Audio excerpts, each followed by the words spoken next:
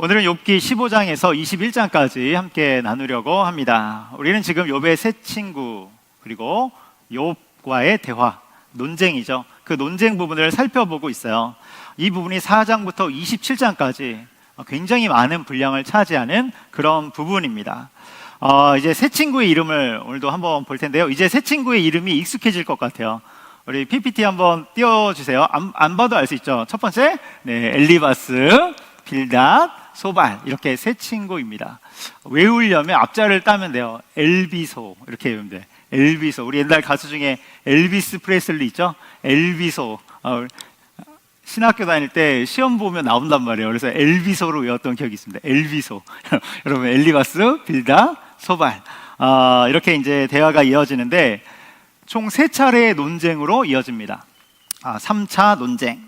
그래서 1차 논쟁, 우리 지난주까지 1차 논쟁이 봤고요. 이제 오늘 2차 논쟁, 다음 주에 아마 3차 논쟁을 보게 될 거예요. 다음 그림을 보여주시기 바랍니다. 그래서 이야기가 어떤 식으로 흘러가냐면 세 친구가 순서에 따라 이야기하죠. 엘리바스가 이야기하고 그 다음에 빌닷, 소발 순으로 그 사이사이에 욥이 항변을 하는 그 포메이션으로 이루어져 있죠. 이게 이제 한 바닥입니다. 이게 1차 논쟁이에요.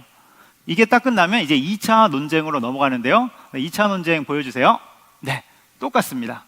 엘리바스, 빌닷, 소발 순으로 이야기하고 중간중간에 욥이 항변하는 이런 스타일대로 쭉 흘러가는 것이죠. 그래서 1차 논쟁이 끝나면 2차 논쟁, 이 2차 논쟁이 끝나면 또 3차 논쟁까지 이루어지는 거예요. 그래서 장만 다를 뿐이지 똑같은 방식으로 이야기를 하는 것입니다. 그래서 저는 이걸 보면서 100분 토론이다. 그래서 1차 100분 토론 끝나면 제 2편 2차 100분 토론이 나오고 또 3차 100분 토론까지 나오는 것이죠.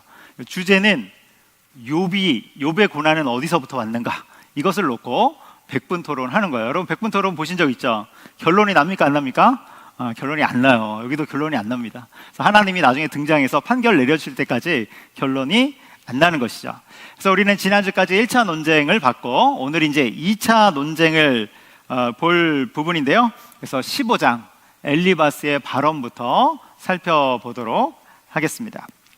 자, 15장 1절 한번 같이 읽어보도록 할게요. 15장 1절 읽습니다. 시작. 대만 사람 엘리바스가 대답하여 이르되. 아멘. 이제 엘리바스가 이야기를 시작하면서 2차 논쟁이 시작되는데 여러분 순서도 똑같고 내용도 똑같을까요? 다를까요?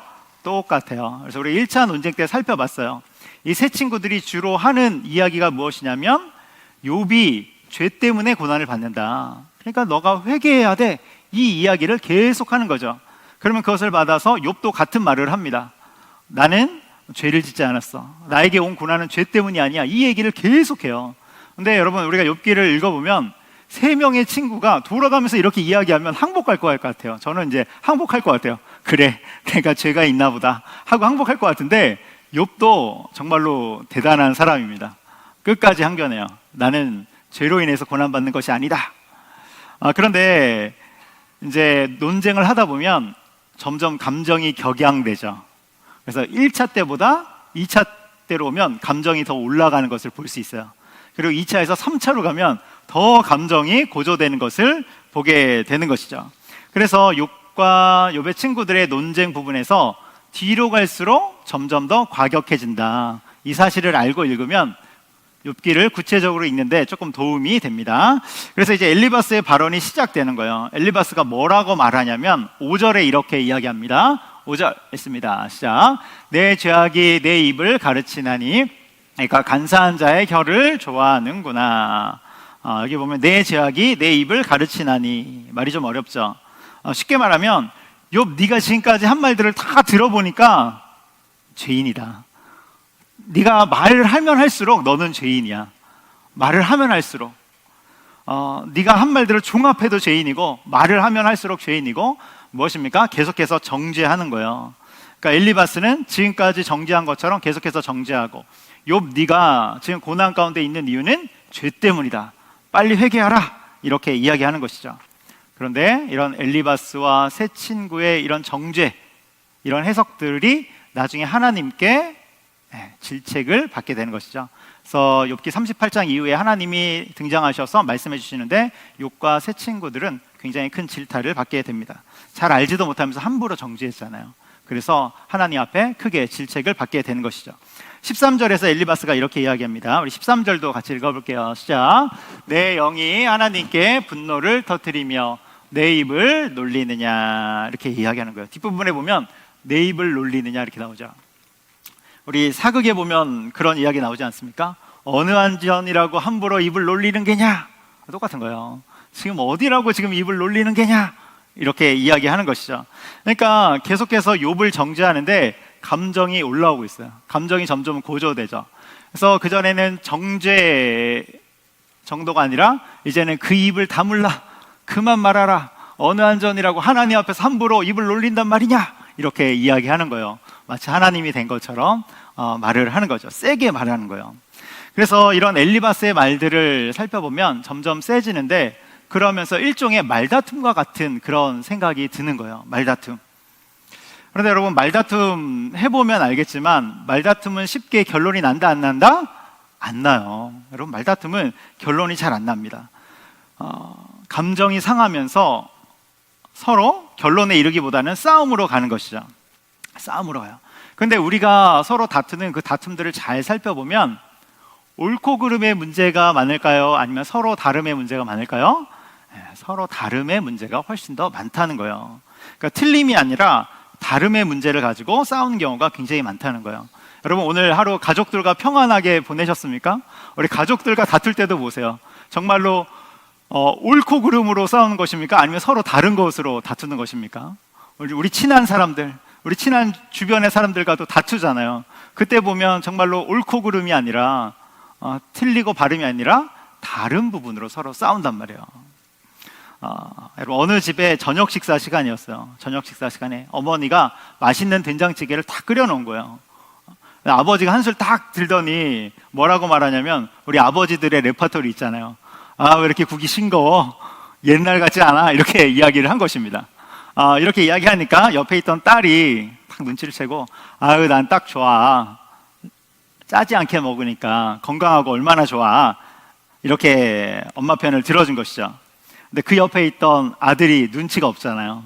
그래서 뭐라고 말하냐면, 찌개는 적당히 짜야지 맛있지, 이렇게 이야기하니까 엄마가 수저를 딱 놓고 뭐라고 이야기합니까?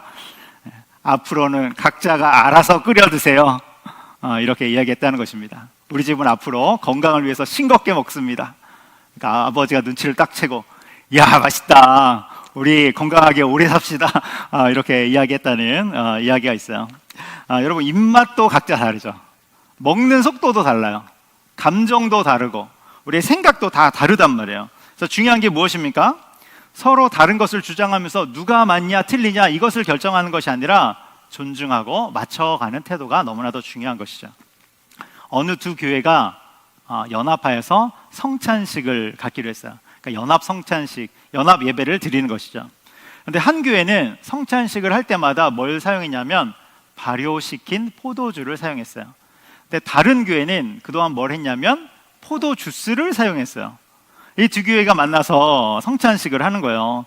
두 교회 대표들이 만나서 이야기를 하는데 의견이 좁혀지지 못하는 것이죠. 한 교회는 교회의 전통을 따라서 포도주 사용해야 됩니다. 발효시킨 포도주를 사용해야 합니다. 다른 교회에서 뭐라고 그럽니까? 우리가 지금까지 포도주스를 사용했지만 한 번도 성령의 임재가 없은 적이 없습니다. 성령님의 임재가 부족한 적이 없습니다. 서로 다투는 거예요. 그럼 뭘로 해야 됩니까? 포도주를 해야 됩니까? 포도주스를 해야 됩니까? 정답은 없어요. 다름의 부분은 싸울 부분이 아니라 서로 이해하고 맞춰주는 부분임을 여러분 기억하시기 바랍니다.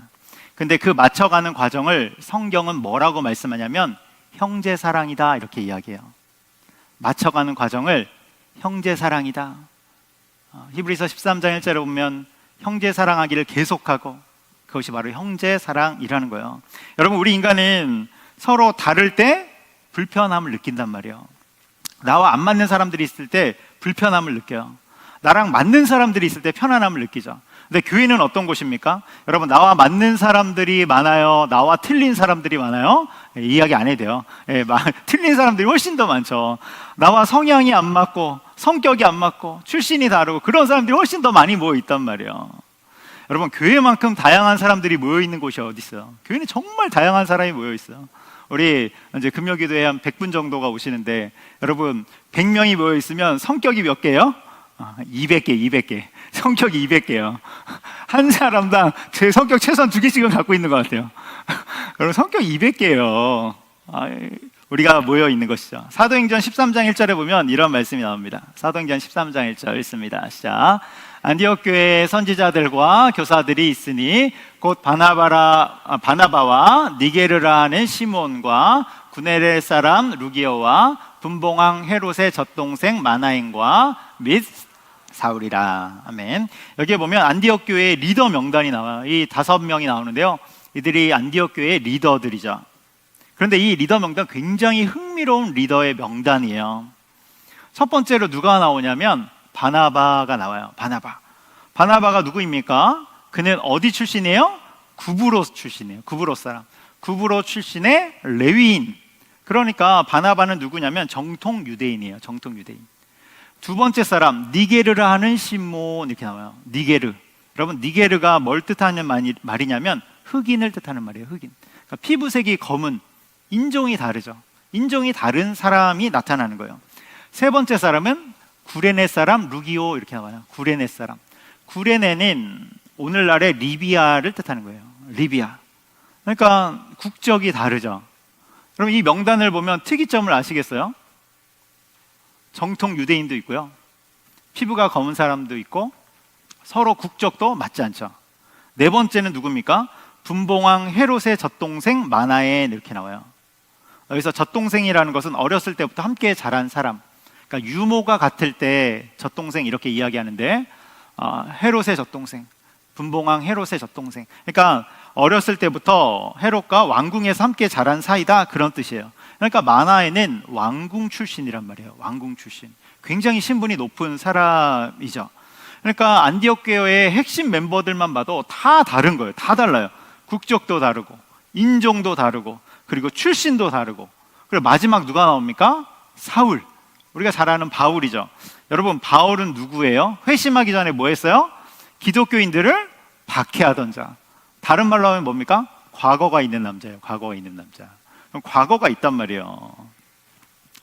그러니까 안디옥 교회의 리더 그룹을 보면 국적도 다양하고, 인종도 다르고, 출신도 다르고, 과거도 다르고, 뿐만 아니라 성격도 다 다르죠. 그런데 연합되어 있어요. 이들이 리더라는 거예요. 안디옥 교회의 리더가 이들이니까 이 교회 전체는 뭐 볼 것도 없죠. 훨씬 더 다양하겠죠. 이것이 바로 교회라는 것입니다. 교회. 그래서 교회를 세상의 눈으로 보면 굉장히 특별하고 조금은 이상한, 모일 수 없는 사람들이 모이는. 그런데 어떻게 모이게 됩니까? 우리가 누구를 중심으로 모여요? 예수 그리스도를 중심으로 모이게 되는 것이죠. 우리 구주 예수님을 주인으로 고백하는 자들이 함께 모여 예배를 드리고 함께 공동체를 이루어가는 것이 바로 교회라는 거예요.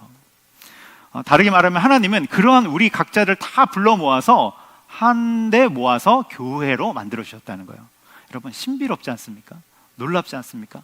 서로 다른 자들을 다 모아서 교회로 불러주셨다. 너무나도 놀라운 것이죠. 여러분, 산성교회도 마찬가지예요. 산성교회, 나와 비슷한 사람이 많을까요? 틀린 사람이 많을까요? 틀린 사람이 훨씬 더 많은 거죠. 그게 교회입니다. 그런데 다르면 우리는 불편함을 느끼게 돼 있어요. 불편함을 느껴요. 그런데 불편함에 머무르지 않고 그것을 뛰어넘어 서로 맞춰가는 과정을 뭐라고 하냐면 형제사랑이다. 형제사랑. 히브리서 13장 1절 같이 읽어보도록 하겠습니다. 시작. 형제 사랑하기를 계속하고. 아멘. 우리 한 번 더 읽겠습니다. 시작. 형제 사랑하기를 계속하고. 여러분, 형제 사랑하기를 멈추지 않고 계속하는 우리가 되기를 주님의 이름으로 축복합니다. 아멘. 그래서 연합은 서로 다른 자들이 한데 모여서 마치 모자이크 퍼즐을 맞추는 것처럼 한데 모여서 어우러지는 것. 그것은 내 색깔을 버리라는 게 아니에요. 어떤 다른 것으로 획일적으로 어떤 것에 맞추라는 것이 아니에요. 다 다르지만 모였을 때 아름다운 그림이 그려지는 것, 이것이 바로 연합이죠. 히브리서 13장 1절에서 형제 사랑 이렇게 나오는데, 이것은 이제 헬라 원어로 보면 이게 필라델피아죠. 필라델피아, 미국 도시의 이름이죠. 필라델피아, 형제 사랑. 그래서 우리는 예수님 중심으로 연합하고 함께 교회를 이루어가는 것입니다. 그런데 여러분 한번 생각해 보세요. 예수님, 예수 그리스도를 한번 생각해 보세요. 예수님은 우리랑 질적으로 완전히 다르죠. 우리 인간과는 섞일 수 없는 그런 분이세요. 완전 달라요. 그런데 그런 예수님이 우리를 품어주시고 우리를 용납해 주시고, 그래서 그리스도의 몸이 되도록 해주셨어요. 그리스도의 지체가 되도록 해주신 거예요. 너무나도 놀라운 일이고 신비로운 일이죠. 그래서 그리스도와 성도가 연합되어 있는 것입니다. 여러분, 틀린 것은 바로 잡아야 돼요. 잘못된 것은 잡습니다. 옳고 그른 것 우리가 구분해야 되는 것입니다. 그러나 그것을 바로 잡을 때도 사랑 안에서 바로 잡는 것이고, 또 우리는 틀린 것과 다른 것을 구분해 가는 것입니다. 그리고 다름의 부분에서는 서로 용납하고 맞춰가는 것, 그렇게 형제 사랑을 이루는 우리가 되기를 주님의 이름으로 축복합니다. 아멘. 그래서 15장 우리 엘리바스의 발언에선 이 부분을 봤고요. 18장 우리 두 번째 친구 빌닷의 부분을 보려고 합니다. 빌닷의 부분, 우리 18장 1절 같이 한번 읽어보도록 할게요. 18장 1절 읽습니다. 시작. 수아 사람 빌닷이 대답하여 이르되. 아멘. 이제 빌닷이 2차 논쟁을 시작하는 거예요. 두 번째 발언을 하죠. 18장 2절도 한번 읽어보도록 하겠습니다. 시작. 너희가 어느 때에 가서 말의 끝을 맺겠느냐 깨달으라. 그 후에야 우리가 말하리라. 아멘. 여기 보면 너희가 어느 때에 가서 말의 끝을 맺겠느냐 이렇게 나와요. 쉽게 말하면 뭡니까? 그 입 다물라 그 말이에요. 욥한테 언제 그 입 다물 거냐 그 말 하고 있어요. 근데 여기서 눈에 가는 게 맨 앞에 보면 너희가 이렇게 나오죠. 너희가 욥한테 이야기하니까 너가 이렇게 말해야 될 것 같은데 너희가 이렇게 말하고 있다는 거예요. 복수의 표현을 쓴 것이죠. 여기서 너희는 악인들을 뜻하는 거예요. 악인들. 그러니까 지금 욥을 악인들에게 포함시켜서 말하고 있어요. 이미 욥은 악인이라 이거예요. 너는 죄 졌는데 회개하지 않으니까 넌 악인이야. 그러니까 너희가, 악인들이 거기에 포함시켜서 말하는 굉장히 센 말이 되는 것이죠. 그래서 빌닷도 이미 욥은 죄인이고 그는 회개하지 않았으니까 악인이라고 판결 내리고 시작하고 있는 것입니다. 5절도 한번 읽어볼게요. 5절도 역시 비슷한 말을 합니다. 5절 있습니다. 시작. 악인의 빛은 꺼지고 그의 불꽃은 빛나지 않을 것이요. 아멘. 여기 보면 악인의 빛 이렇게 나오죠. 악인의 빛.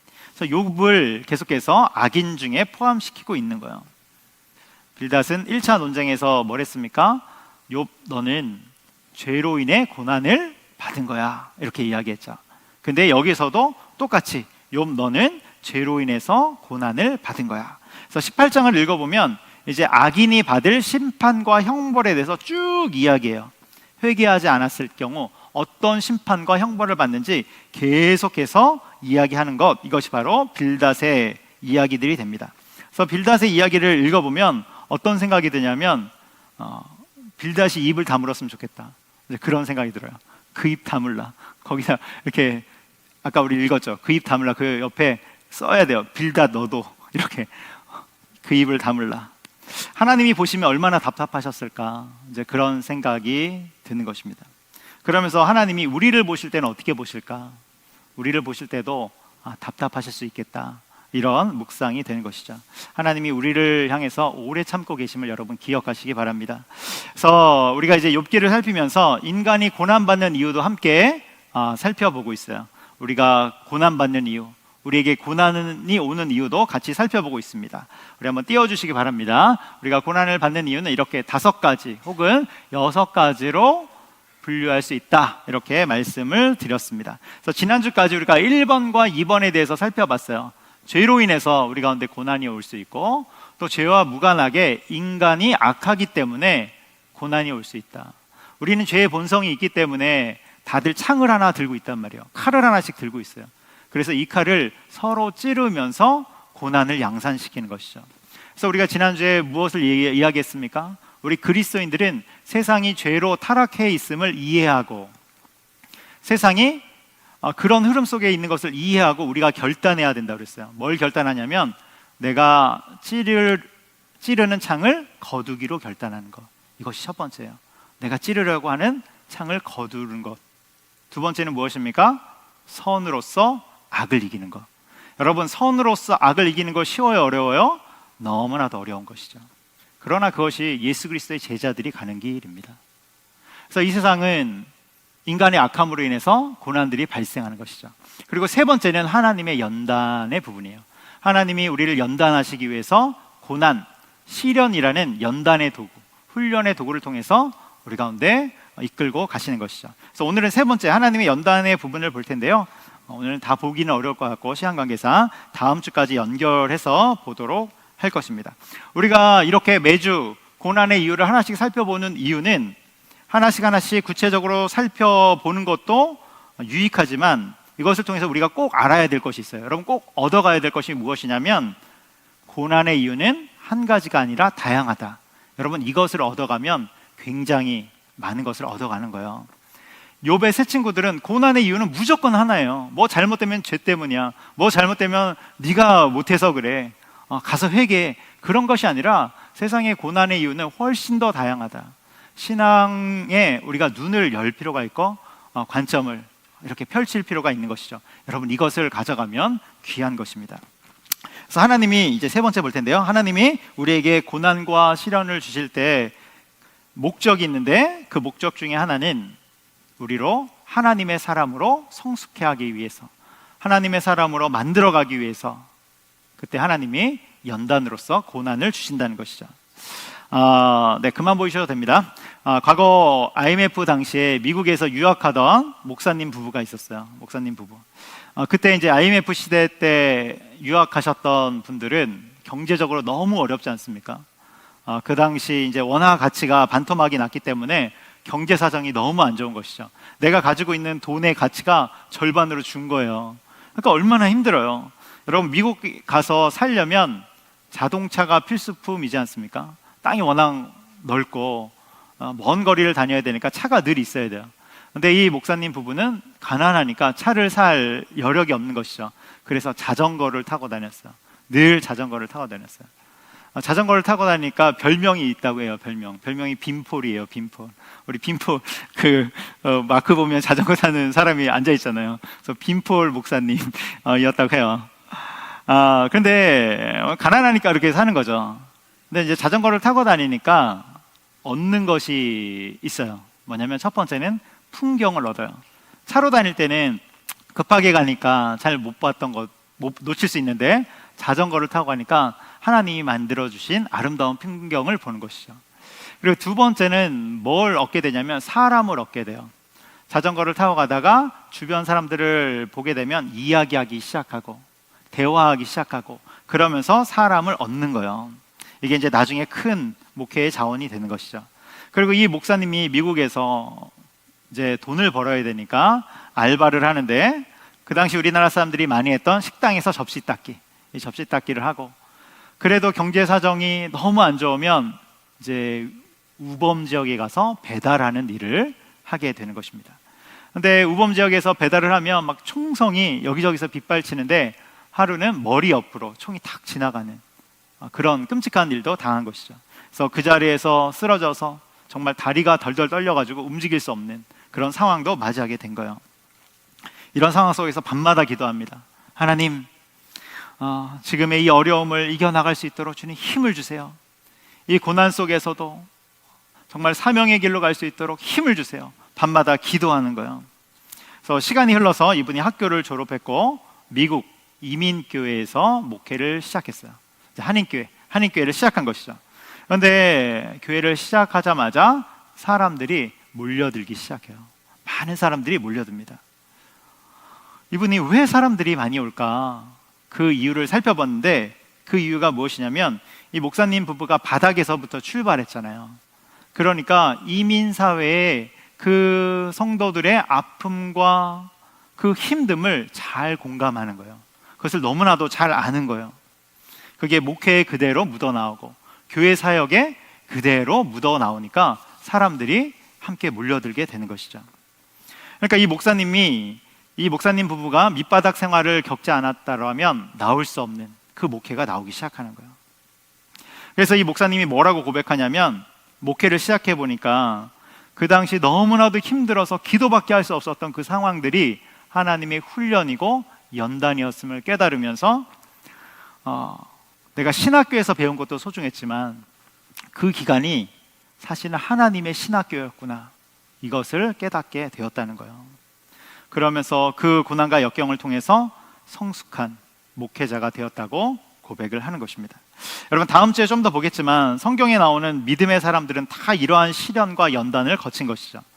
구약의 다윗, 아브라함, 요셉, 모세, 신약엔 누가 있습니까? 사도 베드로, 사도 요한, 그리고 신약 시대 이후에는 교부 어거스틴, 그리고 지금 시대 우리 산성교회 성도 여러분, 우리는 그 시련들을 통해서 하나님의 사람으로 만들어져 감을 여러분 기억하시기 바랍니다. 그래서 하나님이 때때로 우리 가운데 연단과 훈련으로 몰고 가시는데, 그 훈련의 도구가 바로 시련이 되는 거예요.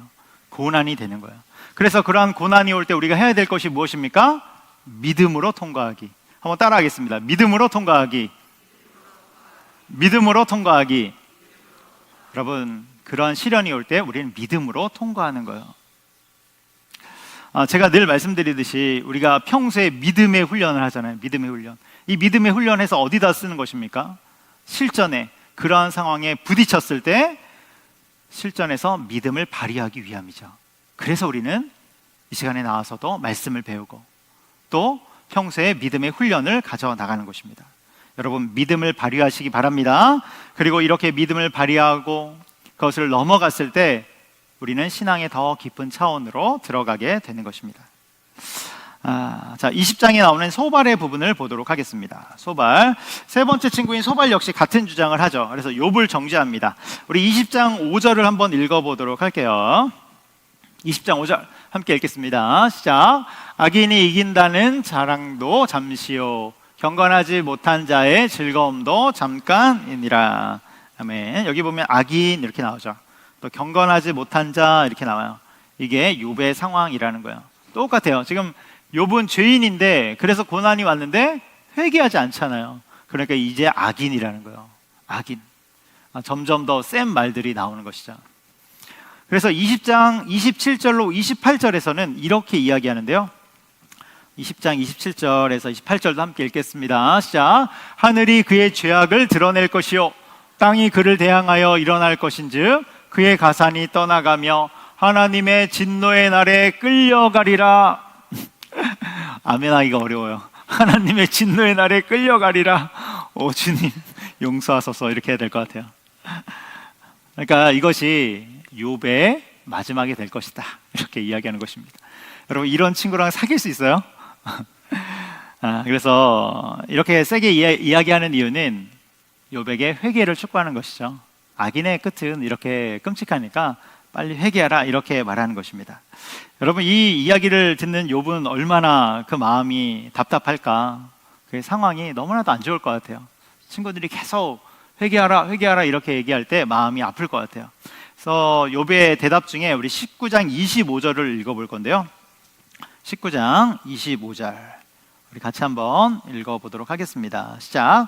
내가 알기에는 나의 대속자가 살아 계시니 마침내 그가 땅 위에 서실 것이라. 아멘. 항변하는 것이죠.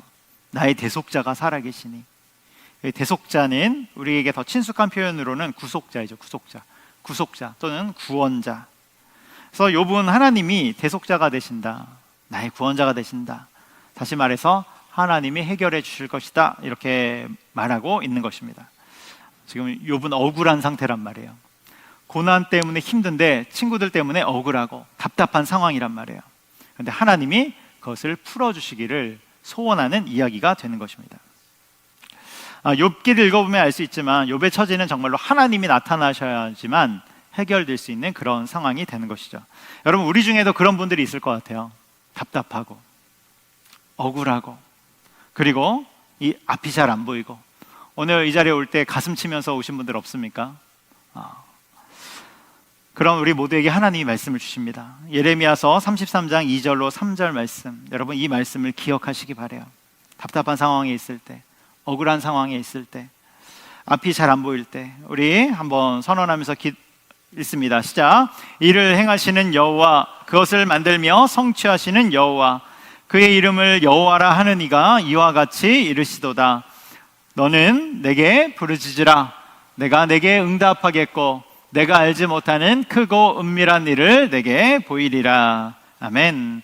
여러분, 우리 하나님은 우리의 대속자, 구속자, 구원자가 되심을 여러분 기억하시기 바랍니다. 그 하나님이 우리 가운데 말씀하세요. 너는 내게 부르짖으라. 내가 응답할 것이다. 너는 내게 부르짖으라. 그리하면 내가 응답하겠고 너가 알지 못하는 일들을 내가 행할 것이다. 여러분, 대속자가 되신 우리 하나님이 우리에게 기도라는 놀라운 열쇠를 하나 주신 거예요.